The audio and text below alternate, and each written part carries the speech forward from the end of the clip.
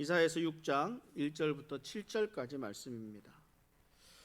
우시야 왕이 죽던 해에 내가 본즉 주께서 높이 들린 보좌에 앉으셨는데 그의 옷자락은 성전에 가득하였고 스랍들이 모시고 섰는데 각기 6날개가 있어 그 둘로는 자기의 얼굴을 가리었고 그 둘로는 자기의 발을 가리었고 그 둘로는 날며 서로 불러 이르되 거룩하다 거룩하다 거룩하다 만군의 여호와여 그의 영광이 온 땅에 충만하도다 하더라. 이같이 화답하는 자의 소리로 말미암아 문지방의 터가 요동하며 성전의 연기가 충만한지라. 그때에 내가 말하되 화로다 나여 망하게 되었도다. 나는 입술이 부정한 사람이요 나는 입술이 부정한 백성 중에 거주하면서 만군의 여호와이신 왕을 배웠음이로다 하였더라.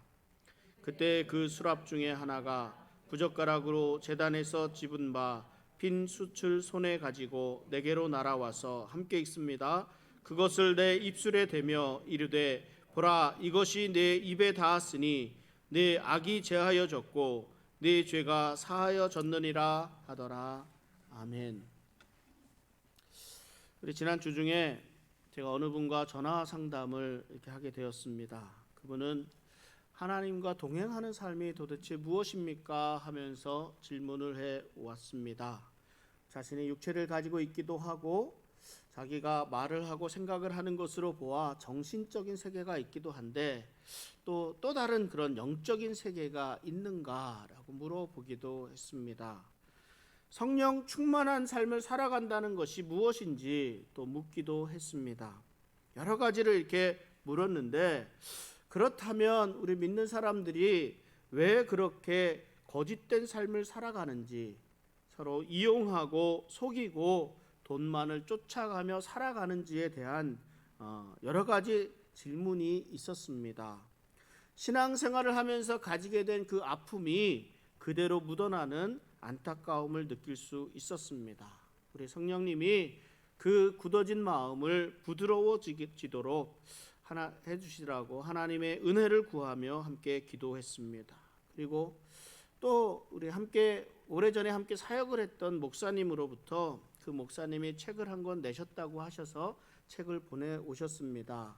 그래서 오랫동안 청년들과 사역하면서 가지고 계셨던 그 믿음에 대한 문제들을 오늘날 변화된 이 시기에 어떻게 회복해 갈 수 있을까에 대한 그런 질문들을 던져주는 책이었습니다. 제가 목양 칼럼에서 간단하게 그 전문을 조금 이렇게 좀 소개해 드렸습니다.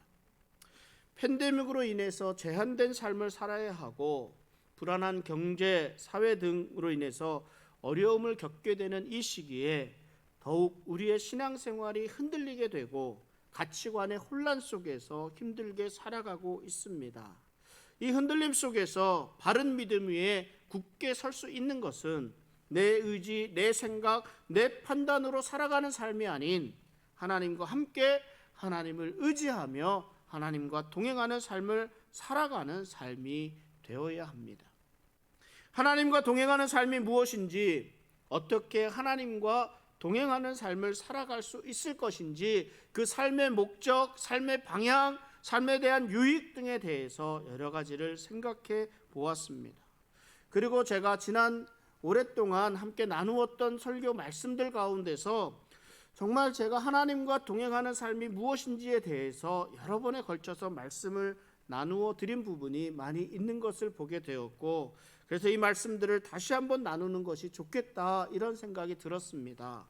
그래서 이 말씀들을 정리해서 앞으로 한 4번 정도의 만남을 통해 하나님과 동행하는 삶에 대해서 자세하게 말씀을 좀 전해드릴까 합니다. 하나님과 동행한다는 것은 하나님과 교제한다는 것, 하나님과 함께 한다는 것을 말합니다. 하나님의 마음을 알고 하나님의 뜻을 알고 하나님과 대화하는 것, 이것이 하나님과 교제하는 것입니다. 하나님은 하나님의 형상대로 인간을 창조하셨습니다. 그리고 하나님은 이 사람을 어떻게 지으셨는지 구체적으로 자세하게 설명해 주셨습니다. 이 말씀이 창세기 2장 7절 말씀입니다. 여호와 하나님이 땅의 흙으로 사람을 지으시고 생기를 그 코에 불어넣으시니 사람이 생명이 되니라. 사람이 생명이 되니라. 이 영어 성경에서는 이것을 living being, 즉 살아있는 존재라고 표현을 합니다. 육신만이 아닌 하나님이 생기를 불어넣어 주시니 비로소 살아있는 존재가 되었다라는 그런 말씀입니다. 우리가 사람이라고 말을 할 때 우리의 육신만을 가리키는 것이 아니라, 우리의 영혼만을 가리키는 것이 아니라, 우리의 영혼과 우리의 육신을 다 같이 있을 때, 다 같이 있어서야 비로소 우리가 살아있는 존재라 할 수 있다는 말씀입니다. 하나님은 아담과 하와를 하나님의 형상대로 지으시고 에덴 동산에서 살도록 하셨습니다.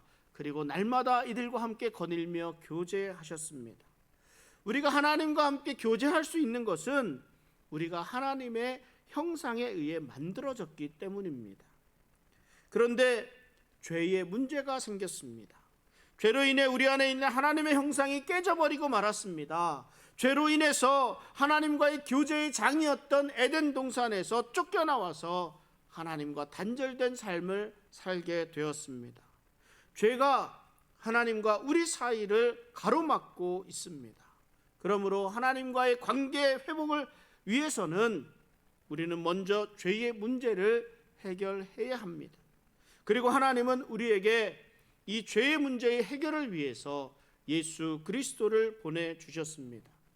예수님으로 인해 우리는 깨끗해져서 하나님과 교제할 수 있는 길이 열렸습니다. 그런데 문제는 깨끗해진 우리들이 여전히 죄인된 삶을 살아가고 있기 때문에 하나님 앞에 나아가는데 걸림이 되고 있습니다.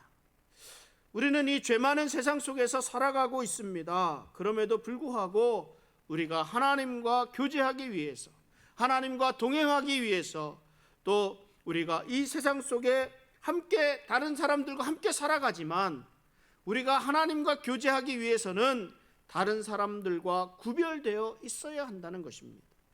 하나님께서 우리에게 원하시는 것은 다른 사람들과 구별된 거룩함을 유지하라는 것이었습니다. 대부분의 사람들은 내가 무엇을 잘못하며 살아가고 있는지를 잘 깨닫지를 못합니다. 왜냐하면 모두가 내 중심대로 살아가기 때문입니다. 내가 아프면요, 다른 사람이 아무리 좋고 이래도 아무 소용이 없습니다. 다 헛것이 됩니다. 내 생각으로 다른 사람들도 나랑 다 똑같이 생각하고 있을 것이라 생각을 합니다. 내 뜻대로 이루어지지 않으면 무엇인가 잘못되었다고 판단하기도 합니다. 금방 무엇이 잘못된 것인지 알 수 있지 않습니까? 그런데 정작 사람들은 내 부족한 것은 모릅니다. 내가 잘못된 것은 모르고 다른 사람들 탓만 하고 환경 탓만 합니다. 깜짝 놀랐어요. 오늘 또 우리 찬양 인도자가 말씀하시는데 다른 사람 탓한다 그래갖고, 우리 삶이 그래요. 왜 그러냐면 내가 나한테 옳은 것만을 생각하기 때문에 그렇습니다. 내가 내 모습을 잘 볼 수 없기 때문에 그렇습니다. 내가 얼마나 죄로 물들어 있는지 모르기 때문에 나는 죄가 없다고 생각하고 나는 깨끗하다고 생각합니다. 그런데 정말 내 눈에는 내가 그렇게 보이거든요. 내 눈에는 잘못된 것 같지 않고 내 눈에는 내가 옳은 일을 하고 있는 것처럼 보이기 때문에 그렇습니다. 그런데 이것이 얼마나 큰 착각이었는지 우리는 금방 알 수 있습니다. 안경 쓴 분들이 별로 안 계시는데 눈이 나쁜 사람은 안경을 쓰기 때문에 이 사실을 더 잘 이해할 수 있습니다. 제가 눈이 좋지 않아서 저는 그 차이를 금방 압니다. 왜냐하면 안경을 쓰고 있을 때와 벗을 때의 차이가 엄청나게 다르기 때문에 그렇습니다. 안경을 벗고 있으면 모든 것이 다 깨끗해 보입니다. 그런데 안경을 쓰고 나면 그때부터 보이는 것이 달라 보입니다. 안경을 벗고 있을 때 안 보이던 작은 먼지며 머리카락이며 벌레며 색깔이 이상한 것까지 다 보입니다. 너무나 잘 보입니다. 그런데 안경을 쓰기 전에는 몰랐습니다. 안경을 쓰고 나서야 비로소 알게 되는 사실입니다. 이것은 우리에게 죄의 특성에 대해서 잘 설명해 주고 있습니다. 우리가 죄를 지을 때는 별로 나쁘다는 생각을 하지 못합니다. 그러나 우리가 하나님 앞에 서게 되면 우리의 죄된 모습, 추악한 모습이 그대로 드러나게 됩니다. 하나님의 영광 앞에 설 때에 우리의 모습도 이와 같이 달라집니다. 사실 달라지는 것이 아니라 원래 눈이 나빠서 보지 못했던 것이 그대로 드러나는 것과 같습니다. 원래의 추악한 모습, 죄된 모습이 그대로 드러납니다. 그 진실을 알게 됩니다. 이런 죄인의 모습으로 거룩하신 하나님 앞에 서게 될 때에 우리가 할 수 있는 것은 아무것도 없습니다. 다만 하나님 앞에 엎드릴 수밖에 없습니다. 가까이 나아갈 수가 없기 때문입니다. 이사야는 이 점을 확실하게 깨달은 사람입니다. 이스라엘 백성 중에서 아무도 하나님께 다가갈 수 없다는 그런 절망감에 빠져 있을 때 하나님이 갑자기 이사야에게 나타나셨습니다. 이때 이사야는 자기가 죄인임을 고백합니다. 놀라운 것은 이사야가 죄인임을 고백했을 때 이사야의 죄를 하나님께서 즉각적으로 사해 깨끗하게 해 주셨다는 점입니다. 하나님이 이사야의 죄를 즉각적으로 깨끗하게 하여 주시자 이사야는 죄책감에서 벗어나서 비로소 하나님께 예배를 드리게 됩니다. 우리는 날마다 하나님 앞에 죄인된 모습으로 서게 됩니다. 우리의 예배 가운데 임재하시는 하나님과 함께 하지 못하는 것은 죄에 대해 우리의 자유롭지 못한 우리의 추한 모습 때문입니다. 이사야서 6장 5절에 이렇게 말씀합니다. 그때 내가 말하되 화로다 나여 망하게 되었도다. 나는 입술이 부정한 사람이요 나는 입술이 부정한 백성 중에 거주하면서 만군의 여호와이신 왕을 배웠음이로다 하였더라. 화로다 나여 망하게 되었도다. 이사야가 무엇 때문에 이렇게 망하게 되었다고 화가 임할 것이라고 생각합니까? 무엇 때문에 이렇게 망하게 되었다고 생각을 하고 있습니까? 내가 죄인임을 알았기 때문입니다. 내가 부정한 사람이고 내가 부정한 사람들 가운데 거하고 있다는 사실을 알고 있었기 때문입니다. 그리고 하나님은 거룩하신 분인데 부정한 내가, 죄인된 내가 하나님을 배웠기 때문에 이제는 망하게 되었다, 나에게 화가 된다라고 고백하고 있는 것입니다. 이사야가 거룩하신 하나님 앞에서 바로 자신의 죄인된 모습을 고백하니까 하나님이 그 죄를 바로 사해 주셨습니다. 거룩하신 하나님이시기에 죄인된 우리가 함께 할 수 없음을 아시고 죄를 고백하는 이사야를 즉시 정결하게 해 주셔서 함께 할 수 있도록 인도해 주셨습니다. 그만큼 하나님은 우리가 하나님 앞에서 정결하게 거룩하게 되기를 원하십니다. 우리가 죄를 고백하는 그 즉시로 깨끗하게 해 주실 정도로 하나님과의 교제를 위한 필수 조건이 바로 정결함이고 거룩함이기 때문에 그렇습니다. 그러므로 우리가 무엇을 알 수 있겠습니까? 우리가 알 수 있는 것은 우리의 죄된 모습을 바로 보고 바로 주님 앞에서 회개하고 정결함을, 깨끗함을 받아야 한다는 것입니다. 그래야 하나님과 동행하는 삶을 살아갈 수가 있습니다. 그렇지 않으면 우리의 진짜 모습들은 잊어버리고 죄되고 추악한 우리의 모습은 잊고 이것을 깨끗함을 받아야 된다는 그런 중요한 사실은 잊어버리고 겉으로 드러난 내 모습에만, 그리고 어떠한 형식으로든 만들어져 있는 내 모습 속에서 착각하며 살아갈 수밖에 없는 사람들이 우리들입니다. 이사야 선지자는 우시야 왕 시대에 활동하던 선지자입니다. 그런데 우시야 왕과 이사야 선지자가 하나님의 임재하심 앞에서, 하나님의 일 앞에서 하나님의 전에 나아가는 그 모습이 서로 상반된 반응을 나타내 보이고 있습니다. 우시야 왕이 나이가 16세의 왕이 되어서 52년 동안 다스렸습니다. 이거 기억하시는 분들 계시겠지만 이 우시야 왕 52년 동안에 절반은 선한 정치를 행했고 그 절반은 교만해져 갖고 하나님 앞에 악한 행위를 보였습니다. 그런데 그 삶의 중심에 굉장한 터닝 포인트가 있었습니다. 그 말씀이 역대하 26장 5절 말씀입니다. 우리 같이 한번 읽어보도록 하겠습니다. 하나님의 묵시를 밝히 아는 스가랴가 사는 날에 하나님을 찾았고 그가 여호와를 찾을 동안에는 하나님이 형통하게 하셨더라. 아멘. 이 무엇을 말씀하고 있습니까? 우시야 왕이 하나님을 찾을 동안에 하나님이 함께해 주셨습니다. 하나님이 도우셨습니다. 그러니까 우시야 왕은 다른 나라들을 침범하는 다른 나라들을 물리칠 수 있었습니다. 그 망대를 세우고 물웅덩이를 만들면서 경계를 튼튼히 하기도 했고 가축들을 많이 기르고 포도원에서 일하는 사람들을 많이 둘 수 있었습니다. 그만큼 풍성한 삶이 되었습니다. 싸울 수 있는 군사가 많이 있었고 완전히 무장된 군대들도 거느리고 있었습니다. 이것이 모두 하나님의 도우심으로 인한 강성함이었습니다. 그래서 우시야 왕의 이 강성함을 역대하 26장 15절 하반절에서 이렇게 말씀합니다. 그의 이름이 멀리 퍼짐은 기이한 도우심을 얻어 강성하여 짐이었더라. 이 놀라운 일입니다. 이 기이한 하나님의 도우심으로 우시야 왕은 튼튼하고 강대한 나라, 풍성한 나라를 다스릴 수 있었습니다. 그런데 사람이 성공하면 변한다고 하지 않습니까? 올챙이적, 개구리 올챙이적 생각 못한다고 합니다. 그런데 정작 신분이 변하면은, 신분이 상승하면 그 삶이 변하는 것이 맞습니다. 변해야 합니다. 셀러리맨의 꿈은 회사의 CEO까지 올라가는 것입니다. 회사의 대표이사가 되어서 회사를 직접 운영해 보는 것이 꿈입니다. 근데 오늘날에는 조금 다른 부분이 있기는 하지만 팀별로 이렇게 되기 때문에, 근데 일반적인 회사의 직급 제도는 처음 사원으로 시작해서 주임되고 대리되고 과장되고 차장, 부장까지 올라갑니다. 여기까지 평사원이고요. 그 다음부터 임원이라고 하는 이사와 상무, 전무, 이거 상무이사, 전무이사잖아요. 그리고 사장, 요즘에 회장까지 이런 임원진들이 경영진에 속합니다. 이사급부터는. 이사급부터는 지도자의 위치에 서게 되는 것을 의미합니다. 셀러리맨들은 그러니까 평사원으로 입사해서 대리, 과장, 부장을 거쳐서 임원진인 이사회까지 오르면 그 사람은 참 성공한 사람이다, 이렇게 말을 하기도 합니다.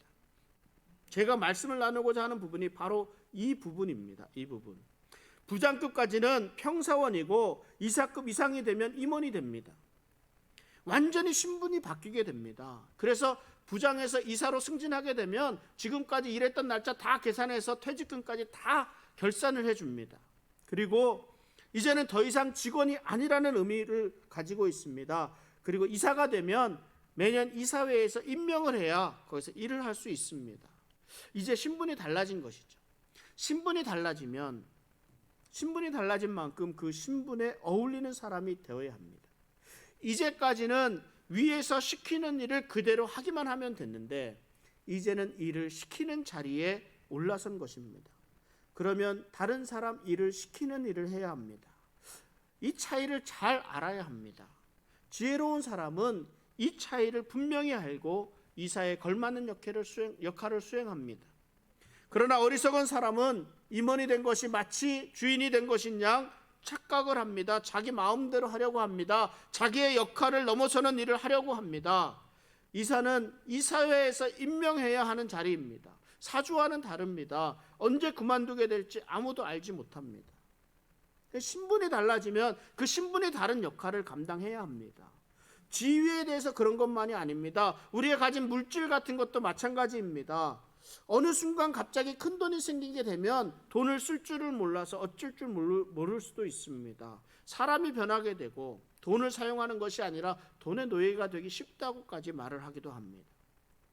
지위가 변하고 물질을 많이 소유하게 되면 그 지위에 맞는, 가진 물질에 맞는 삶을 살아야 합니다. 어떻게 해서 그 지위까지 오르게 되었는지, 어떻게 많은 물질을 가지게 되었는지, 하나님께서 왜 높여주셨고 하나님께서 왜 많이 주셨는지를 우린 알아야 합니다. 그러나 어리석은 사람들은 그것을 제대로 깨닫지 못합니다. 자기가 잘나서 그리 된 줄로만 압니다. 우시야 왕이 그랬습니다. 우시야 왕은 나라가 부유해지고 강해지니까 그만큼 교만해졌습니다. 역대하 26장 16절에 보면 그가 강성하여짐에 그의 마음이 교만하여 악을 행하여 그의 하나님 여호와께 범죄하되 곧 여호와의 성전에 들어가서 향단에 분향하려 한지라. 이스라엘과 유다의 왕들에 대한 이야기를 마친 지 2주 전에 마쳤는데 또 왕의 이야기를 또 하게 됐습니다. 여러분들이 또 기억하시면 더 좋죠. 그때 기억하십니다. 왕의 자리는 무엇이든지 할 수 있는 자리였습니다. 하나님께서 늘 나와 함께 하셨기 때문에 내가 하나님께 직접 향을 올리겠다고 하는 그 우시야의 생각이 그렇게 잘못된 생각인 것 같지만은 않습니다. 어쩌면 우시야의 이 마음은, 이 생각은 하나님을 향한 좋은 마음일 수 있습니다. 그런데 문제는 하나님께서 왕에게는 왕의 일을, 향을 올리는 분향하는 일은 제사장에게 나누어 준 일이라는 것입니다. 우리들이 기본적인 처음 출발부터 잘못할 때가 있습니다. 내가 분명히 잘못하고 있는 일이라도 잘못되었다고 생각하지 못하는 이유가 있습니다. 왜냐하면 그 출발이 잘못되었기 때문에 그렇습니다. 처음 기본적인 생각, 기본적인 시가 그 출발점이 잘못되었기 때문에 그렇습니다. 여러분, 하나님에게 분향하는 일은 좋은 일입니다. 하나님에게 예비한다는 의미이기 때문에 그렇습니다. 하나님께 나아가는 일입니다. 하나님을 기쁘시게 하는 일입니다. 이 일을 왕이 하면 이것보다 더 좋은 일이 어디 있겠습니까? 그러나 그 일은 하나님이 원하지 않으시는 일이었습니다. 이것이 문제입니다. 아무리 내가 생각하기에 좋은 일이라고 할지라도 하나님이 원하지 않으시는 일이 있습니다. 하나님의 말씀이고 하나님의 규례로 정해놓으신 것들입니다.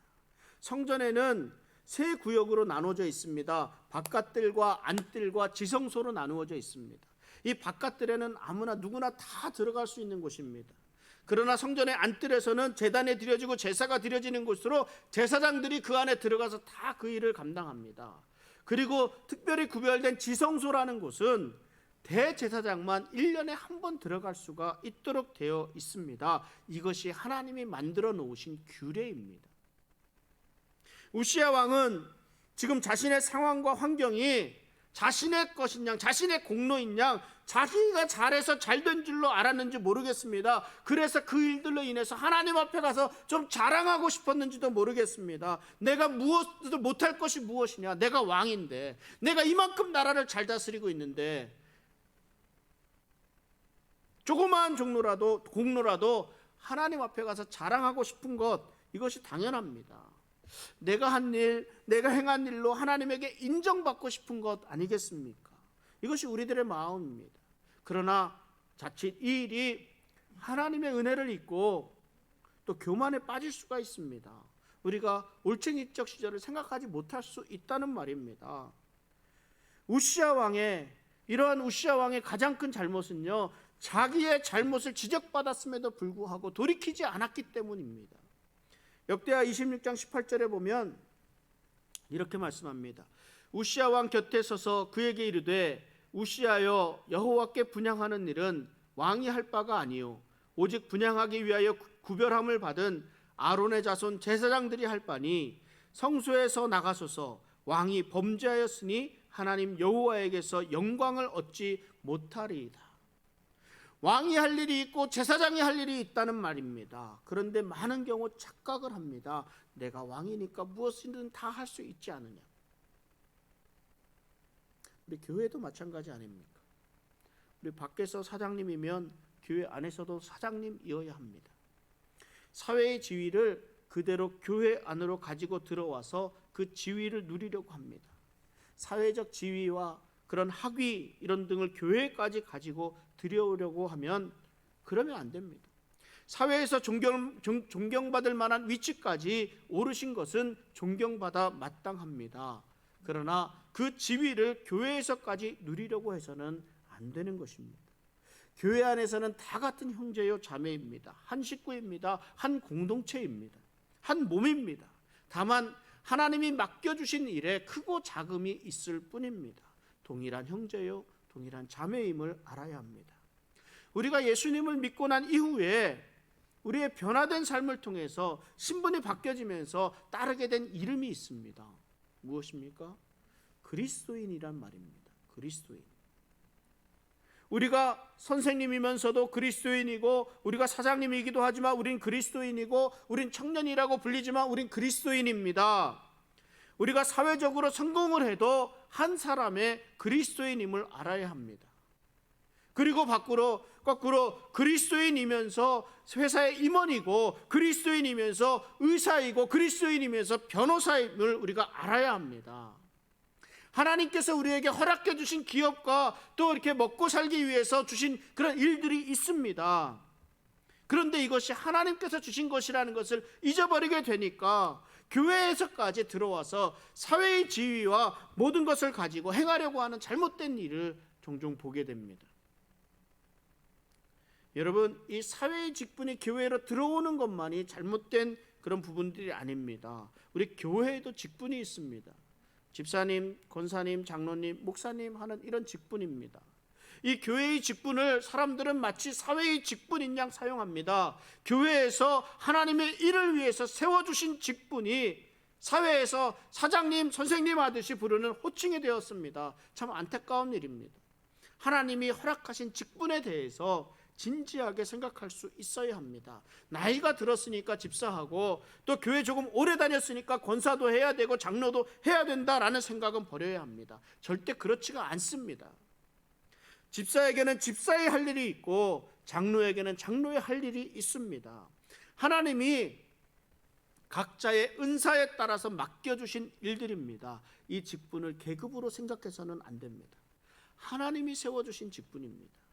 그 직분을 소중히 여기고 맡겨주신 직분에 최선을 다해 교회를 세워나갈 수 있기를 바랍니다. 이 우시야 왕은 이 아사랴 제사장의 그런 설명, 그 책망에도 불구하고 왕이 분향하려 하다가 자신을 막아서는 이 사람들에게 화를 내기까지 합니다.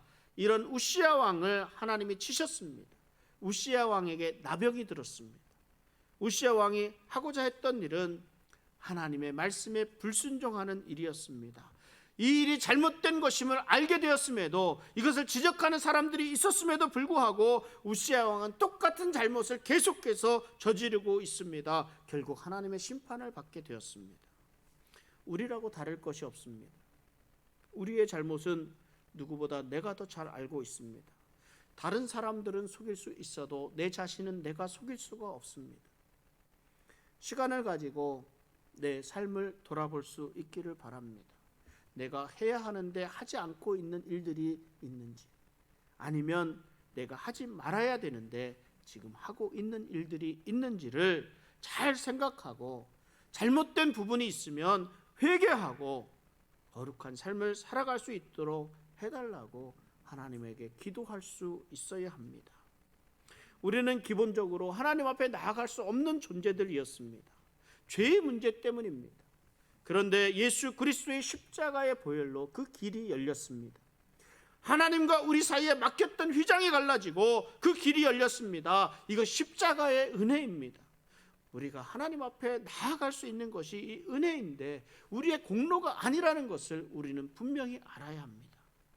예수님께서 하나님과 우리 사이에 길이 되어 주셨습니다. 그런데 여전히 하나님과 우리 사이에 걸림이 있습니다. 우리의 죄의 문제들이 거룩하신 하나님과 우리를 가로막고 있습니다. 여전히 우리의 죄를 인정하고 용서를 구해야 합니다.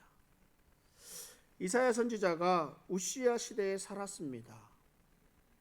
이사야 선지자는 우시야 왕, 요담, 히스기야 왕의 여러 왕에 걸쳐서 하나님의 말씀을 선포한 선지자입니다. 우시야 왕의 말년에 이 모습을 지켜본 겁니다. 교만해져서 하나님의 말씀에 불순종해서 나병을 얻게 되었고, 나병을 앓으면서 비참하게 죽어간 이 우시야 왕의 그런 마지막 모습을, 비참한 모습을 보았습니다. 그런데 이사야 선지자에게도 하나님의 성전 안에서 하나님의 임재하심을 보게 되는 경험을 하게 됩니다. 그러나 이사야 선지자는 우시야 왕과는 달리 하나님 앞에 겸비함으로 섭니다. 잘못을 지적받음에도 불구하고 교만해서 화를 내면서 계속해서 죄를 지었던 이 우시야와는 달리 이사야 선지자는 하나님의 임재 앞에서 하나님을 찬양하고 죄인된 자신의 모습을 바로 회개합니다. 자신이 한낱 죄인에 불과하다는 사실을 곧바로 인정합니다. 이 고백을 하자마자 하나님이 용서의 수단을 제공하시면서 죄에서 벗어나게 해주셨습니다. 그 말씀이 오늘 함께 읽은 6절 7절 말씀인데 다시 한번 읽어보겠습니다. 그때 그 스랍 중에 하나가 부젓가락으로 제단에서 집은 바 핀 숯을 손에 가지고 내게로 날아와서 그것을 내 입술에 대며 이르되 보라, 이것이 내 입에 닿았으니 네 악이 제하여졌고 네 죄가 사하여졌느니라 하더라. 죄를 가지고 있는 사람이 하나님 앞에 나아갈 자격이 없습니다. 그러나 하나님은 자비로우셔서 우리가 우리의 죄를 고백하고 용서를 구하면 반드시 용서해 주십니다. 그것도 즉각적으로 용서해 주십니다. 그러나 용서를 구하지 않는 자에게까지 자비를 베풀어 주시지는 않습니다. 우리의 죄를 고백하는 자에게 하나님이 용서해 주시고 하나님이 만나 주시고 하나님이 함께해 주십니다. 오늘 말씀을 정리해 봅니다. 하나님과 동행하는 삶, 하나님이 거룩하심으로 하나님은 우리도 거룩하도록 하셨습니다. 구약시대 성전의 제사장들은 하나님께 나아가기 전에 하나님의 명령에 따라서 먼저 자기를 정결하게 하였습니다. 그리고 백성들을 정결하게 하였습니다. 성전도 정결하게 하였습니다. 그 이후에 하나님에게 나아가서 예배를 인도하는 사람들, 누굽니까? 악기를 연주하는 사람들과 노래하는 사람들과 하나가 되어서 하나의 소리로 하나님 앞에 소리를 한 소리로 하나님을 예배 드렸습니다. 우리가 하나님과 동행하기 위해서는 우리 자신의 거룩함, 그것은 구별되었다. 또 정결함, 이런 정결함이 필요합니다. 내 입술만의 고백이 아니라 하나님의 은혜로 살아가는 삶임을 고백하고 내 안에 있는 죄된 모든 것을 내어놓고 하나님 앞에 회개할 수 있어야 합니다. 그러면 하나님께서 즉각적으로 용서해 주시고 우리를 만나 주십니다. 우리는 예수 그리스도를 믿음으로 하나님의 자녀가 되었습니다. 하나님의 자녀의 신분은 하나님과 날마다 교제하는 삶이어야 합니다. 변화되어야 합니다. 하나님과 동행하는 삶이어야 합니다. 하나님, 우리들의 삶 가운데 하나님의 간섭하심, 하나님의 인도하심, 하나님의 역사하심이 늘 항상 나타나는 삶이어야 합니다. 그러나 단 한 가지, 우리 죄 때문에 하나님과 동행하는 삶을 누리지 못하고 있습니다. 지금까지 살아온 삶, 지금까지 이루어온 삶에서 하나님의 공로를 인정하지 않고 내 힘과 내 능력과 내 공로를 내세우려고만 들면 우리는 교만하게 돼서 하나님을 잊어버릴 수밖에 없습니다. 하나님의 말씀을 내 뜻대로 행하려고 하는 하나님 앞에 무례한 사람이 되고 맙니다. 겸손해야 합니다. 하나님 앞에 겸손히 무릎 꿇고 용서함을 구하고 정결함을 구할 수 있기를 바랍니다. 우리의 거룩함은 하나님 앞에 나아가기 위한, 하나님과 동행하기 위한 첫걸음임을 명심하고 거룩함으로 구별된 삶으로 하나님과 날마다 동행하는 그 기쁨을 누리는 우리 복된 성도의 삶 되시기를 주님의 이름으로 축원합니다. 기도하겠습니다.